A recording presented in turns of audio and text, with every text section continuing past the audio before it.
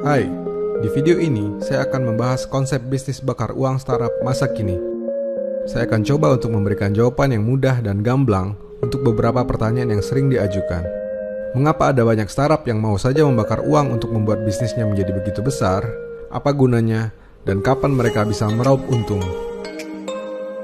Dan karena beritanya sedang hot, mari kita mulai pembahasan ini dari Bukalapak.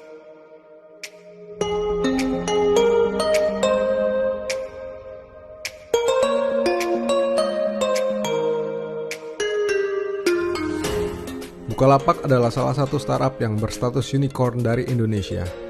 Artinya, perusahaan ini telah melampaui nilai kapitalisasi pasar sebesar $1 miliar atau 14 triliun rupiah. Bahkan lebih dari itu, suntikan dana paling belakangan membuat valuasi Bukalapak naik menjadi $2,5 miliar atau setara 35 triliun rupiah. Luar biasa. Sayangnya, dengan valuasi sedemikian besar, perusahaan ini belum profit bahkan serupiah pun. Justru dalam laporannya, Bukalapak terus-menerus mencatat kerugian secara konsisten dalam jumlah yang tak sedikit sepanjang 10 tahun berturut-turut. Dan ia tak sendiri. Di kategori yang sama, startup berstatus unicorn lain asal Indonesia, Tokopedia, juga melakukan hal yang sama. Boncos melulu.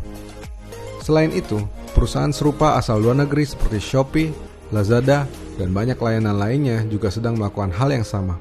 Bakar uang. Model bisnis seperti ini memang sedang trendy meski cukup aneh di mata kebanyakan pebisnis, terlebih para pebisnis konvensional. Perusahaan-perusahaan rintisan masa kini hanya sibuk mencari valuasi tanpa memikirkan profit sama sekali. Yang dikejar hanyalah traksi, sembari menciptakan disrupsi yang membabat habis pemain tradisional yang sudah eksis sejak lama. Edukasi market dilakukan secara gila-gilaan dengan cara bakar uang terus-menerus. Dan di ranah marketplace, ajang bakar uang ini telah berlangsung hampir selama 1 dekade terakhir. Tapi masalahnya, tak seperti Tokopedia dan Shopee yang sedang berperang pada satu level. Dalam rilis terbaru iPrice bulan Oktober 2019, Bukalapak hanya berada di peringkat ketiga. Dan ini bukan kabar yang bagus. Sekarang, mari kita menjawab pertanyaan tentang bagaimana konsep bakar uang startup dan kapan mereka akan meraih untung. Untuk itu, saya akan mengajukan sebuah pertanyaan terlebih dahulu. Menurutmu, apakah startup unicorn dan para pemain besar di dunia startup yang kini sangat terkenal itu sudah mendulang profit? Apakah Gojek sudah profit? Grab? Tokopedia? Bukalapak? OVO? Dana? Jawabannya, belum. Kalau kamu berpikir perusahaan-perusahaan terkenal itu sudah untung hanya karena iklan dan spanduknya ada di mana-mana, dan karena kamu juga menggunakannya, mainmu kurang jauh. Faktanya, seluruh perusahaan tersebut masih mencatat kerugian yang super besar. Sebab kalau tidak, coba pikir dari mana cashbackmu, bonus driver, gratis ongkir, dan keasikan-keasikan yang kamu dapatkan saat menggunakan layanan mereka berasal. Apakah dari bagi hasil operator penyedia kuota internet seperti Telkomsel atau XL karena ini memaksa orang untuk membeli koneksi internet saat menggunakannya? Nggak ada urusan. Ini seperti bilang kalau produsen kompor mendapatkan uang dari penyedia gas karena setiap pengguna kompor harus menggunakan gas, atau produsen rice cooker yang dapat komisi dari bos beras karena semua yang pakai rice cooker harus beli beras, atau penjual gorengan yang dapat intensif dari cap badak karena membuat orang panas dalam. Sudah pasti nggak masuk akal. Jadi kalau begitu, lalu kapan perusahaan ini mendapatkan profit? Jawabannya, saat kompetisi dan perang yang terjadi pada akhirnya menghasilkan 1 atau 2 pemenang yang paling kuat bertahan. Saat bisnis telah berubah jadi monopoli atau kartel. Kalau Anda tak percaya atau belum paham, mari saya jelaskan pelan-pelan. Sekarang, jawab pertanyaan saya. Saat sedang mencari sesuatu lewat internet, mesin pencari apa yang kamu gunakan? Saya tebak, jawabannya pasti Google. Sekarang, coba pikir. Selain Google, kamu pakai apa lagi? Saya yakin mayoritas pasti tak punya jawaban lain. Apakah kamu pakai mesin pencari Yahoo, Bing, DuckDuckGo? Mungkin tidak. Oke, lanjut. Sekarang beritahu saya, kalau mau nonton video online, kamu buka apa? Saya tebak lagi, jawabannya pasti YouTube. Oke, selain YouTube, apa lagi yang kamu pakai? Bingung? Apakah kamu menggunakan Vimeo, Dailymotion, Meta Cafe? Sepertinya tidak. Oh iya, kedua layanan tadi, Google dan YouTube adalah milik Google. Selain itu, Android yang menguasai 85% market share saat ini adalah juga punya Google.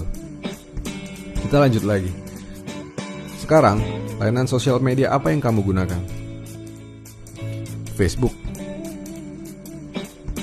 Oke lah, kamu pasti jadul banget. Instagram. Sudah pasti. Yang lain? Mungkin cuma secuil yang pakai Twitter. Snapchat, paling cuma sekelingking. Dan kalau kamu belum tahu, Instagram adalah punya Facebook. Dan by the way, WhatsApp, layanan instant messaging paling populer sejagat raya kecuali di Tiongkok, juga dimiliki oleh Facebook. Di area lain pada market yang lebih matang, praktek monopoli seperti ini sudah lumrah terjadi, seperti Amazon yang menguasai e-commerce dan layanan komputasi cloud, atau Microsoft yang mendominasi pasar operating system. Tentu saja, sebutan monopoli tidak sepenuhnya akurat, karena toh layanan serupa dan kompetisi tetap ada. Meski saya mengira ini hanya pembiaran saja, supaya praktek monopoli tak terlihat terang benderang. Sebab dengan amunisi yang sangat besar, dana yang tak terbatas, sang penguasa pasar sudah pasti bisa meluluh lantakkan kompetitornya yang tak seberapa itu hanya dengan satu jentikan Thanos. Jadi jawaban dari pertanyaan kapan startup dapat meraih untung adalah saat terjadi monopoli atau saat ada dua tersisa lalu main mata menjadi kartel. Kalau kamu bingung, contoh paling mudah dari kartel adalah mahalnya harga tiket pesawat beberapa waktu belakangan saat hanya ada dua pemain besar tersisa di Indonesia, Garuda dan Lion Group. Maka kembali ke Bukalapak, menjadi juara ketiga sudah pasti bukan posisi yang bagus. Rencana Bukalapak untuk segera meraih profit dalam waktu yang dekat juga bukan strategi yang masuk akal. Bayangkan saja, untuk meraih untung, tentu saja mereka harus membuang semua cashback, free ongkir, dan promosi gila-gilaan. Dan selama Tokopedia dan Shopee, dua yang berada di posisi paling atas, masih kuat untuk terus membakar uang, sudah pasti Bukalapak akan ditinggalkan oleh penggunanya. Coba kamu pikir, siapa yang mau pakai layanan yang pelit dan irit sementara tersedia opsi serupa lainnya yang lebih royal terhadap pengguna? Demikianlah, merencanakan profit dalam waktu dekat saat perang masih berlangsung adalah sebuah misi bunuh diri. Dan meski saya selalu mendoakan yang terbaik bagi perusahaan ini dan mengapresiasi seluruh kontribusinya selama ini kepada masyarakat, saya melihat sebuah pembantaian yang akan segera terjadi dalam waktu yang dekat. Untuk diketahui, saat ini kita telah memasuki dekade kedua dari dimulainya model bisnis startup yang rajin bakar uang di Indonesia. Kedepan, dengan semakin berhati-hatinya investor dan semakin berkurangnya aliran dana, kita akan mengucapkan sayonara pada banyak hal. Inilah sisi buruk dari kapitalisme, pasar bebas yang menghasilkan inovasi dan persaingan, lalu berakhir pada monopoli dan kartel. Korban sudah banyak berjatuhan, dari OVO yang gulung tikar di Tiongkok, WeWork yang mulai tongpes alias kantong kempes, Uber, sang pelopor layanan ride hailing yang kini megap-megap, dan lain sebagainya. Lalu pelajaran apa yang dapat kita ambil dari sini? Jika Anda sudah memiliki atau berniat untuk membuat perusahaan rintisan, pikirkanlah bisnis model yang berorientasi pada profit, bukan valuasi semata. Jika perlu, lakukan pivot sesegera mungkin pada modal yang memberikan keuntungan. Jadilah kucing dalam perkelahian anjing, karena Chihuahua tak akan pernah menang dalam pertarungan pitbull. Jika Anda adalah pelapak atau penjual, manfaatkan dan gunakan secara maksimal seluruh channel yang ada, termasuk marketplace yang sedang hype saat ini. Tapi jangan larut di dalamnya. Anda harus terus membangun bisnis di tempat milik Anda sendiri. Apapun itu, bisnis kita tak boleh bergantung pada platform dan tempat milik orang lain, apalagi hanya mengikuti tren belaka. Go with the flow atau ikut arus adalah hal paling buruk yang dapat dilakukan pada setiap hal.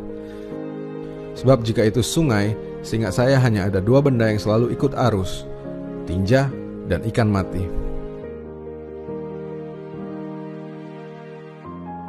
Dan tentu saja, tak semua yang saya sampaikan benar adanya. Saya tak ingin Anda berpikir seperti saya. Saya hanya ingin Anda berpikir. Saya, Rianto Astono.